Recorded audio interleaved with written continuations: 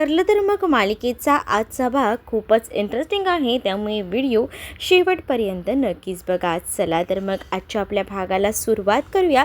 सगळ्यात आधी आपण पाहतो की पत्रकार अर्जुनला उलटसुलट प्रश्न करत असतात, जे की पूर्ण सिलेबसच्या बाहेरचे असतात. उगाचच आरोप करायचे म्हणून अर्जुनवर ते आरोप करतात, परंतु आता सायली त्यांना चोख उत्तर देते.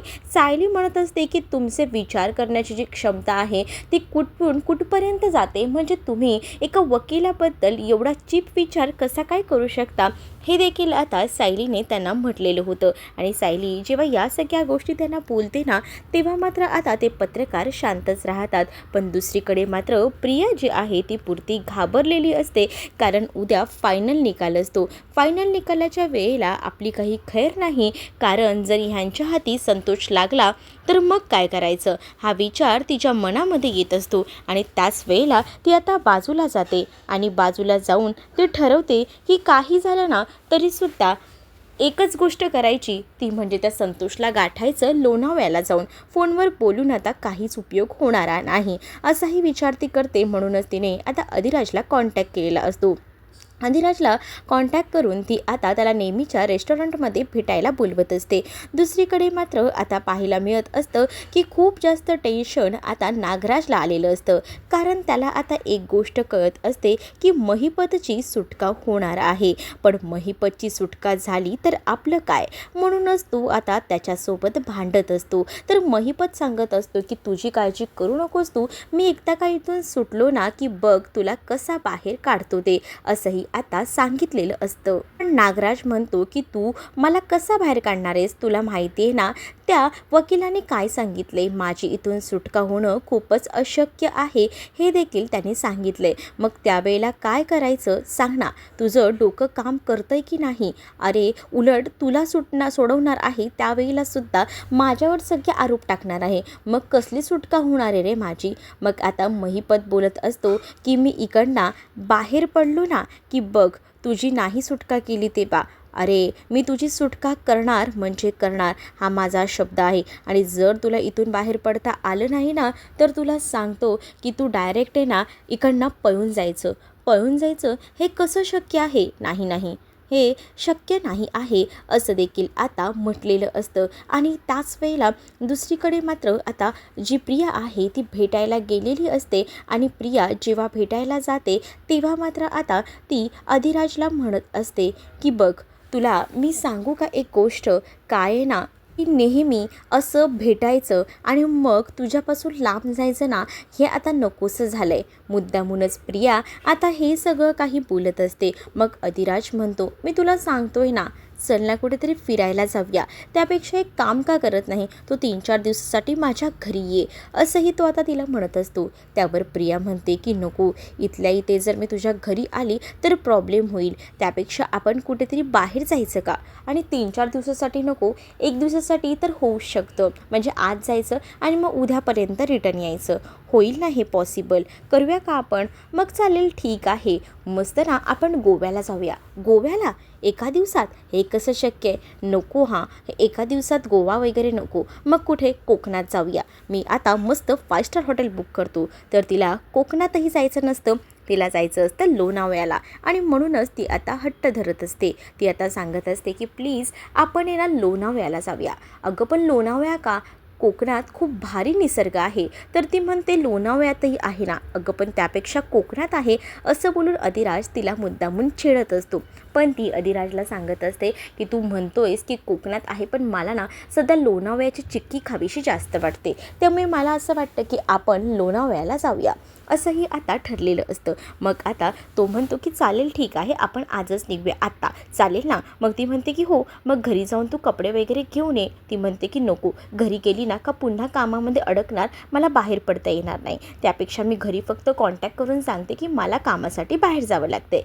मग आता तिने अश्विनला बाजूला येऊन फोन केलेला असतो. तिला आता अश्विनला सांगायचं असतं. अश्विनला आता उगाच ती सांगत असते की तुला माहिती आहे का, मी ना काही ड्रेस डिझाईन केलेत आणि आमच्या इकडे एक पार्टी आली होती, त्यांना ते ड्रेस खूपच जास्त आवडले आहेत आणि मग त्यांना हे ड्रेस आवडल्यामुळेच ना आता त्यांनी आम्हाला बँगलोरला येऊन ते कन्सेप्ट समजावून सांगायला सांगितले आहे. त्या प्रोजेक्टसाठी बँगलोरला जावं लागते माझ्या मॅडमना आणि मला, आणि त्यांनी मला आताच सांगितलं आहे की आपण आत्ताच्या आता निघत आहोत. त्याने तिकीटसुद्धा बुक केलेले आहेत. मग ही सगळी गोष्ट ऐकून अश्विनला तर धक्का बसतो. अश्विन म्हणत असतो की एवढ्या कमी शॉर्ट नोटीसवर कसं काय हे सगळं शक्य आहे. मग प्रिया म्हणते की अरे मलाही माहीत नाही, पण तुला सांगू का, हे प्रोजेक्ट आहे ना खूप जास्त इम्पॉर्टंट आहे. म्हणजे जर मी मस्त असं सगळं प्रेझेंटेशन दिलं ना तर माझं नाव खूप जास्त मोठं होणार आहे, असं देखील खोटं आता ती सांगत असते. दुसरीकडे आता प्रिया बाजूला गेली तोपर्यंत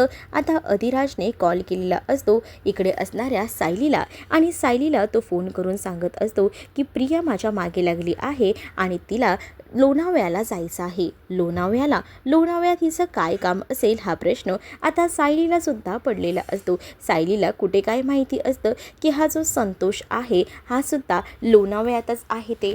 पण आता सायली म्हणत असते की ठीक आहे तुम्ही जा, पण आहे ना नीट लक्ष ठेवा तिच्यावर. काही झालं तरीसुद्धा ना तिच्या हातात ना आपले पुरावे काहीच जायला नको. तर दुसरीकडे अश्विन आणि प्रिया बोलत असतात. तर अश्विन म्हणत असतो की मला माहिती आहे तू जे काही काम करतेस ना त्यामध्ये तू नक्कीच पुढे यशस्वी होणार आहेस, आणि त्याचसोबत आहे ना तुला सगळीजणं विचारतील आणि त्याच्यामध्ये तुझं नाव तन्वी अश्विन सुभेदार म्हणूनच झळकणार आहे.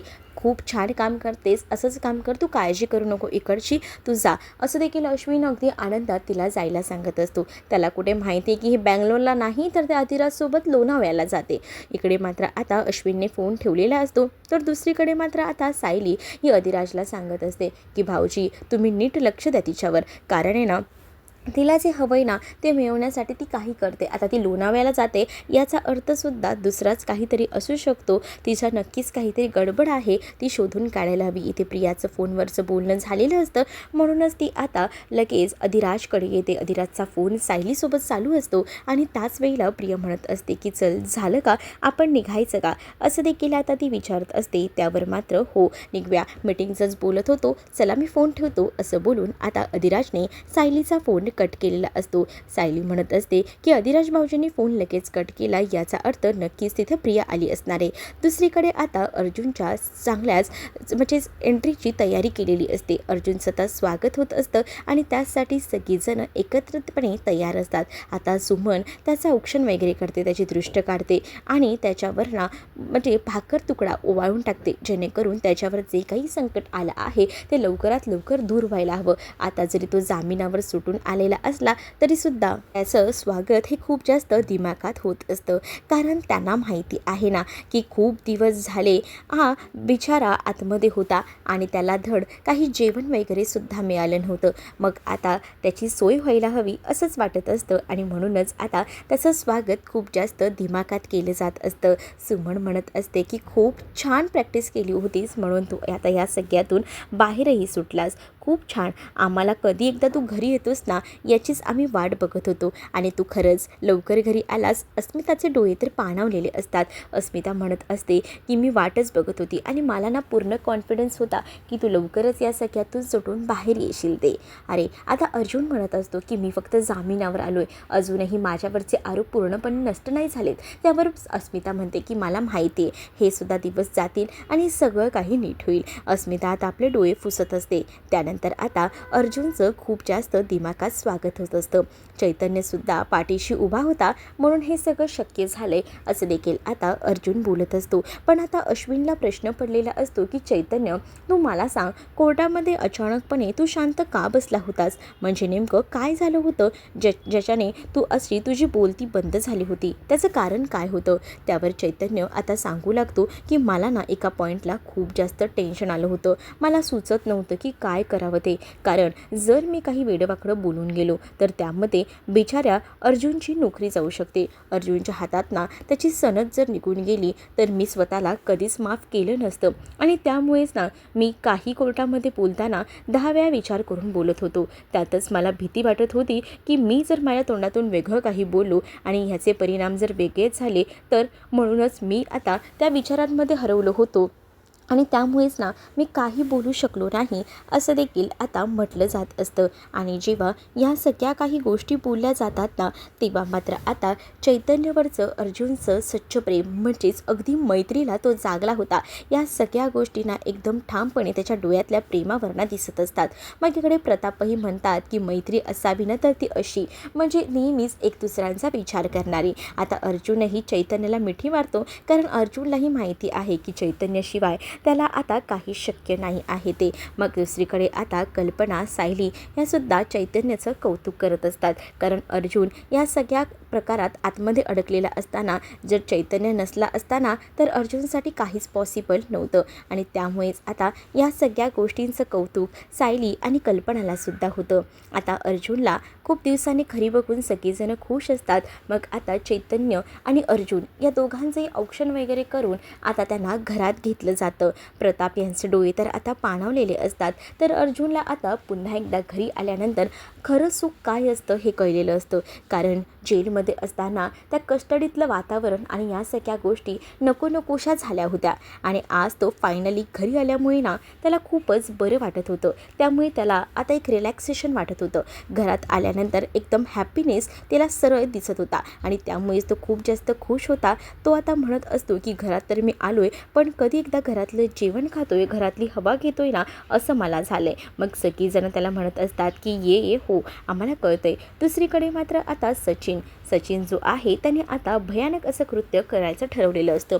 त्यामध्येच आता ज्या वकिलाच्या मुलीला त्याने किडनॅप करून ठेवलेलं असतं ना, त्या मुलीला आता सचिन आणि साक्षी त्या वकिलाला भेटू देतात. त्या मुलीचं तोंड वगैरे बांधलेलं असतं आणि वकिलाच्या डोळ्यावर आता पट्टी बांधलेली असते. आणि जो महिपतची सुटका करणार आहे वकील, त्याला आता तिकडे घेऊन गेलं जातं. आणि जेव्हा त्याच्या डोळ्यावर पट्टी बांधलेली असते, त्याच्या डोळ्यावरची पट्टी बाजूला काढली जाते ना, तेव्हा तो आपल्या मुलीला इतक्या दिवसानंतर पाहत असतो. त्याला आता आपल्या मुलीला बघून त्याच्या डोळ्यात पाणी आलेलं असतं.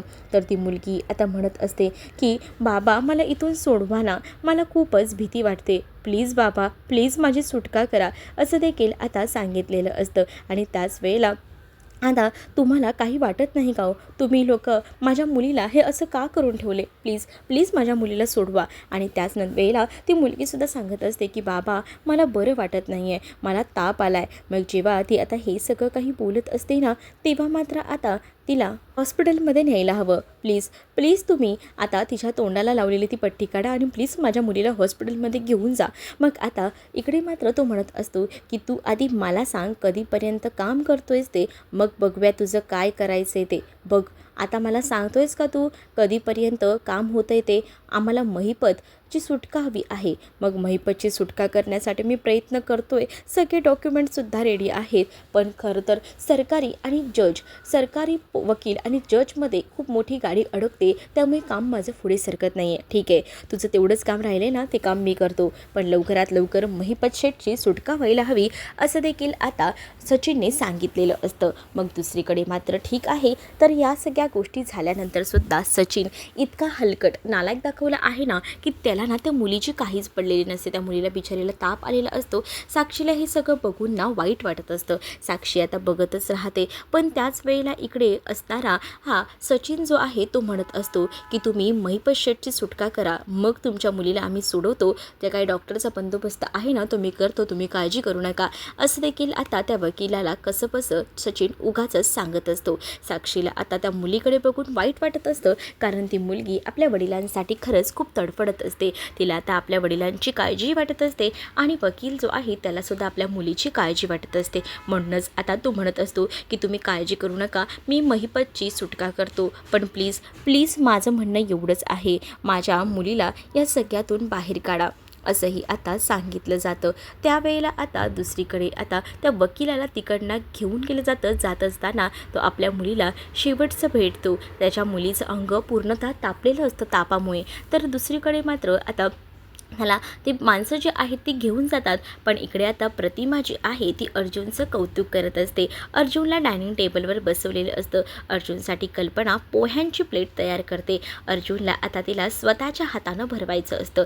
त्याचसाठी पोह्यांची डिश भरून ती घेऊन येते आणि त्याला आता भरवू लागते. त्याच वेळेला प्रतिमा म्हणत असते की खरंच ना, यांना तर तुझं खूप जास्त कौतुक वाटलंय. यांनी तर मला म्हटलंय की खरंच ना, आपल्या अर्जुनने काय छक्केबाजी केली आहे आणि कोर्टात ना स्वतःहून जामिनावर सुटला आहे. ह्याचं त्यांना खूप जास्त कौतुक आहे. कल्पनासुद्धा त्याचं कौतुक करत असते. कल्पनाने आता एक घास जसा भरवलेला असतो ना, त्यावेळेला तो म्हणतो की याला म्हणतात सुख. खरंच ना, आज मला खूप बरं वाटतंय. म्हणजे आज खऱ्या अर्थाने खातोय ना मी, ते ह्याच्यातच म्हणतात सुख. हे सगळं मिस केलं होतं. आणि बायको, मला तुझ्या हातची कॉफी हवी आहे. काय ना, मी जेलमध्ये होतो ना, तेव्हा मला ना तुझ्या हातच्या कॉफीची खूप जास्त आठवण येत होती. मग सायली लगेचच अर्जुनसाठी कॉफी बनवायला म्हणून जाते. दुसरीकडे आता सुमन आणि प्रतिमा म्हणत असतात की चला आता अर्जुन तर आलेला आहे घरात, तर आम्ही आता निघतो. त्याच वेळेला सुमनला सांगितलं जातं की काय घाई आहे, थांबा ना.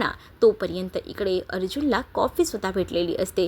सायलीच्या हातची कॉफी पिऊन आज अर्जुनला एकदम भारी वाटत असतं आणि त्याचबरोबर तो सायलीला म्हणत असतो की याच कॉफीला मी खूप जास्त मिस करत होतो. सुमन आणि प्रतिमा म्हणतात की नको, कालपासून आम्ही होतो, आता आम्हाला निघायला हवं. खूप दिवस झाले आम्ही राहतोय इथे, पण आता घरी जाऊन सुद्धा बघायला हवं. आणि म्हणूनच त्या दोघीही जणी पटकन घरी जायचं म्हणून ठरवत असतात. इकडे मात्र आता सायली अर्जुनला पुढचं सुद्धा काम करायचं असतं. म्हणजेच आता पुढचं डिस्कशन, प्रिया त्यांना कुठेही घरी दिसत नसते, पण प्रिया ही नेमकी कामासाठी लोणावळ्याला गेलेली आहे हे बरोबर सायलीला माहिती असतं. दुसरीकडे आता जो जयेश आहे ना, तो स्केच आर्टिस्टला संतोषचं वर्णन सांगत असतो. संतोषचं वर्णन तो एकदम हुबेहूब सांगत असतो आणि स्केच आर्टिस्टसुद्धा तसंच स्केच काढत असतो. दुसरीकडे पाहायला मिळतं की इन्स्पेक्टर सावंत यांना कॉल आलेला असतो लोणावळा पोलीस स्टेशनमधला आणि त्यांना सांगितलं जातं की एक चोर लोणावळ्यामधनं चोरी करून पनवेलला पळून गेला आहे आणि त्याचा फोटो मी तुम्हाला पाठवला आहे, तर त्याची शोध लवकरात लवकर घ्या. आणि नेमका तो फोटो असतो संतोष लांडगेचा, ज्याला प्रियाने इकडनं लोणावळ्याला पळवलेलं होतं. त्याने लोणावळ्यात ऑलरेडी चोरी केलेली होती आणि तो लोणावळ्यावरनं पनवेलला आला होता आणि आता पुन्हा तो लोणावळ्याला गेलेला आहे. त्यामुळे आता तो पोलिसांच्या जबरदस्त कस्टडीत आहे. दुसरीकडे आता पाहायला मिळत असतं सचिनला साक्षी म्हणत असते की तू कसं मॅनेज करणार आहे सरकारी वकील आणि जज यांचं. त्याच वेळेला हो, मी करेन मॅनेज, तू काळजी करू नकोस. त्याच वेळेला या मुलीला काय करायचं आहे, आपल्या डॉक्टरांकडे सुद्धा घेऊन जायला हवं ना. त्यावर आता सचिन म्हणत असतो की काही गरज नाही या सगळ्याची. अरे मग मगाशी तू काय म्हणत होतास? अरे ते मगाशी ना मी सहज बोलत होतो, ते असंच काय एवढं तापाने सर्दीने काही होत नाही, असंही तो आता म्हणत असतो. जेव्हा आता तो या सगळ्या काही गोष्टी बोलतो ना, तेव्हा मात्र साक्षीला सचिनचं अजून एक नवीन रूप दिसत असतं. सचिन म्हणतो की तुला तर हे काहीच नाही गं, तुला अजून माझी बरीच रूपं माहीत नाही आहेत, जी तुला आता हळूहळू का होईना बघायला भेटतील. दुसरीकडे अर्जुन, सायली आणि चैतन्य हे रूममध्ये असतात. दार लावून घेतलेलं असतं आणि उद्याच्या केसचं स्टडी सुरू असतं. तर बोर्डवर इकडे मात्र एक एक करून गोष्टी चैतन्य लावत असतो आणि दुसरीकडे मात्र सायली पॉईंट्स लिहित असते. आणि त्याच वेळेला अर्जुन म्हणत असतो की मला एक गोष्ट सांग की हा जो खून आहे तो कधी झालेला आहे ते आपल्याला शोधायचं आहे. म्हणजे ती जर आपल्या अधिराजला भेटायला 11:30-12च्या दरम्यान गेलेली आहे, तर ती त्याआधी कुठे होती याचा शोध लावायला हवा.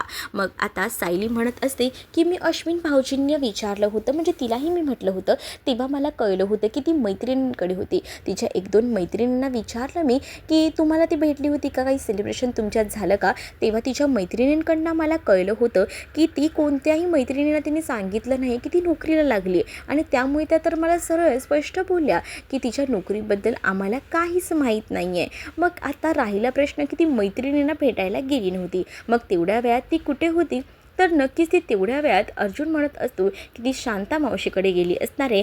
याचा अर्थ की तेवढ्या वेळात ती तिकडे जाऊन तिने तो खून केलेला आहे आणि त्यानंतर ती अधिराजला भेटायला गेली, म्हणूनच तर त्याला तिच्या हाताला रक्त लागलेलं दिसलं. या सगळ्या गोष्टी आता एक एक करून ना बरोबर मांडत असतात आणि जेव्हा या सगळ्या गोष्टी सांगितल्या जातात तेव्हा मात्र आता सायली आणि चैतन्याला सुद्धा हे सगळं काही पटत असतं. दुसरीकडे आता संतोषचं स्केच काढायचं काम सुरू असतं. एकदम जोरदार हे काम सुरू असतानाच दुसरीकडे मात्र आता सावंत इन्स्पेक्टरना सुद्धा एक नवीन काम आलेलं असतं आणि त्याचा शोध ते घेत असतात, कारण त्यांना आता संतोषचा फोटो भेटलेला असतो. त्या फोटोकडे बघूनच ते विचार करत असतात की या माणसाला आपल्याला शोधायला हवं, काही झालं तरीसुद्धा. आणि त्याचमुळे आता स्केच वगैरे काढून घेतलं जातं. स्केच वगैरे काढून घेतल्यानंतर इकडे संतोषचं स्केच पूर्ण होतं. संतोषचं स्केच पूर्ण झाल्यानंतर मात्र आता इथे जेव्हा जयेश म्हणत असतो की मी जे ठरवलं होतं अगदी तसंच, म्हणजे काळोखात मी त्याला बघितलेलं असलं ना तरीसुद्धा मी परफेक्ट पाहिलं होतं, असं देखील आता विचार केला जातो. आणि त्यावेळेला आता ते स्केच जे आहे ते घेऊन तो आता डायरेक्टली गेलेला असतो. आणि स्केच घेऊन जेव्हा तो आता इन्स्पेक्टर सावंतकडे जातो तेव्हा सावंत यांना म्हणत असतो की बघा, हेच ते स्केच आहे आणि हाच तो आहे, त्यामुळेच आता ह्याला आपल्याला पकडायचं आहे. एवढ्या सगळ्या गोष्टी जेव्हा आता सांगितल्या जातात ना तेव्हा मात्र आता ते स्केच बघून इन्स्पेक्टर सावंत आता विचार करतात, कारण त्यांच्या लक्षात आलेलं असतं की हा स्केच आणि त्याचसोबत त्यांच्या हातामध्ये असलेल्या काही गोष्टी, म्हणजेच तो फोटो आणि स्केच हा सेम असतो. आणि म्हणूनच जयेशला ते विचारतात की तू ओळखतोयस का ह्याला? हो हो, मी ओळखतोय ना, हाच तो, हे सुद्धा आता म्हटलं जातं. मग काय, या गोष्टी जेव्हा आता कळत असतात तेव्हा मात्र आता समजतात की चला मग आता फोन लावला जातो लोणावळ्यात की तुम्हाला काही समजलं आहे का. त्यावर लोणावळ्यातून कळतं की त्या संतोषला अटक झाली आहे आणि त्याला कस्टडीसुद्धा झाली आहे. या गोष्टी जेव्हा आता समजतात तेव्हा मात्र आता इकडे सायली आणि अर्जुनचा सीन दाखवलेला आहे. सायली आणि अर्जुनला आता कुठेतरी कळत असतं की या सगळ्याच्या मागे जे आहे ते दुसरं तिसरं कोणी नाही तर प्रियाच आहे. प्रियाचाच या सगळ्यामध्ये हात आहे. या सगळ्या गोष्टी एकदम परफेक्टली त्यांना कळलेल्या असतात. तर दुसरीकडे मात्र आता पाहायला मिळत असतं की या सगळ्या गोष्टी तर अशा पद्धतीने जरी कळलेल्या असल्या तरीसुद्धा विचार करण्यासारखी गोष्ट होती. अर्जुनने आता सगळे क्रम जे आहे ते टप्प्याटप्प्याने लावले होते आणि त्या सगळ्या क्रमांचा अभ्यास आता सुरू होता. हे सगळं सुरू असतानाच आता मात्र अर्जुनला इन्स्पेक्टर सावंत यांचा कॉल आलेला होता. आणि इन्स्पेक्टर जेव्हा सावंत कॉल करतात तेव्हा मात्र आता ते म्हणत असतात की आपण ज्या सगळ्या गोष्टीचा शोध घेत होतो आणि त्याचबरोबर स्केच जे आपण काढलेलं आहे त्या स्केचचा खरा सूत्रधार, खऱ्या गोष्टी आतापर्यंत आपल्याला माहीत नव्हत्या, पण आता या सगळ्या गोष्टी ज्या आहेत ना त्या आता हळूहळू का होईना कळायला लागलेल्या आहेत. अर्जुन आणि सायली या सगळ्याबद्दल विचारच करत असतात. त्यातच त्यांना आता या सगळ्या गोष्टींचा खुलासा होतो. इन्स्पेक्टर सावंतने आता खूप जास्त जो विचार करून निर्णय घेतलेला असतो आणि आता आपल्याला या सगळ्या केसमध्ये संतोष लांडगे इन्वॉल्व आहे. आणि खरं तर संतोष लांडगेला लोणावळा पोलिसांनी अटकसुद्धा केलेली आहे. तो आता कस्टडीत आहे ही सुद्धा गोष्ट आता कळून चुकलेली असते. पण जर मग आता त्याला तिकडनं जर पकडायचं असेल तर काय करावं लागेल यासुद्धा गोष्टी विचार करण्यासारख्या होत्या. आणि म्हणूनच अर्जुन जो आहे तो म्हणत असतो की ठीक आहे, ओके, मी तुम्हाला 2 मिनिटातच फोन करतो, थोडं मी डिस्कस करतो आणि मग तुम्हाला फोन करतो, असं देखील आता सांगितलेलं असतं. मग आता लोणावळा म्हटल्यावर सायलीला लगेच ट्यूब पेटते. सायली विचार करते की बरोबर, म्हणजे जो विचार आपण करत होतो ते अगदी परफेक्ट निघाला आहे. नेमकं काय झालं आहे असंही तिला विचारलं जातं. त्याच वेळेला आता तिला मात्र अर्जुन सांगत असतो की संतोषला, म्हणजे जयेशने स्केच काढला आहे त्या मुलाला अटक झाली आहे. आणि स्केच काढल्यानंतर एक चित्र समोर आलेलं आहे की खरं तर त्याने एक चोरी केली लोणावळ्याला आणि तो पनवेलला पळून आला आहे, पण आता लोणावळ्याच्या कस्टडीमध्ये तो आहे. मग आता सायली म्हणत असते की खरं तर तुम्हाला एक गोष्ट सांगू का, की अधिराजही ना तिथेच आपल्या प्रियाला घेऊन गेला, म्हणजे प्रियाचा हट्ट होता की तिला लोणावळ्यात जायचं होतं, त्याचं काम हे आहे. तर मग आता चैतन्य म्हणत असतो की याचा अर्थ नक्कीच ते दोघंही जण भेटण्याचा प्रयत्न करणार. जरी ती कस्टडीमध्ये तो असला तरी प्रियासुद्धा त्याला भेटण्यासाठी काहीसुद्धा करू शकते. या गोष्टी बरोबर आता माहिती होत्या आणि म्हणूनच आता विचार करण्यासारखी गोष्ट होती. मग आता ती त्याला ब्लॅकमेल करू शकते, ती स्वतःवरचे आरोप पुसण्यासाठी ना काहीसुद्धा करू शकते. या गोष्टी बरोबर आता माहिती होत्या. म्हणूनच आता काही झालं तरी त्या संतोषला वाचवायला हवं, नाहीतर तो हाताच्या बाहेर जाईल. ती पोचायच्या आधी आपल्याला तिथं पोचायला हवं असाच विचार येतो. पण आपल्याला स्वतः जाऊन चालणार नाही, तिथं आपल्याला कोणाला तरी पाठवावं लागणार. मग या सगळ्या गोष्टी जेव्हा समजतात तेव्हा मात्र आता त्यांच्या माइंडसेटमध्ये एक विचार पक्का येतो आणि तो म्हणजे आता तिथे पाठवायचं ते आता ह्या ऊर्जाला पाठवायचं ठरतं आणि मग त्यांचं प्लॅनिंग सुरू होतं. सायलीने आता ऊर्जाला कॉल केलेला असतो. पुढील भागामध्ये तेच पाहायला मिळतं की ऊर्जाला कॉल केल्यानंतर ना आता ऊर्जाला सायली सांगत असते की प्लीज आमचं एवढं काम कर, लोणावळ्यात हे काम आहे. मग ती म्हणत असते की तुम्ही काळजी करू नका. मग अर्जुन सांगतो की उद्या आपल्याला 4 वाजेपर्यंत कोर्टात पोहोचायचं आहे आणि कोर्टात पोहोचल्यानंतर आपल्या केसला वेगळं वळण मिळेल, पण 4च्या आधी तू तिथे पोच, कारण ह्या सगळ्या गोष्टी आता अर्जुननं समजावून सांगितलेल्या असतात. अर्जुन जेव्हा या सगळ्या गोष्टी सांगतो तेव्हा ऊर्जा म्हणते की मी हे काम करणार आहे म्हणजे करणार आहे, तुम्ही बिलकुलही काळजी करू नका, असं देखील तिने आता सांगितलेलं असतं. त्यामुळे आता सायली म्हणत असते की आता काही प्रिया वाचत नसते. तर तुम्हाला हा भाग कसा वाटला हे कमेंटमध्ये मला नक्कीच सांगा आणि अशाच नवनवीन भागांसाठी आपल्या चॅनलला सबस्क्राईब नक्कीच करा. चला तर मग भेटूया पुढच्या भागामध्ये. तोपर्यंत टाटा बाय. व्हिडिओ आवडला असेल तर लाईक करायला विसरू नका.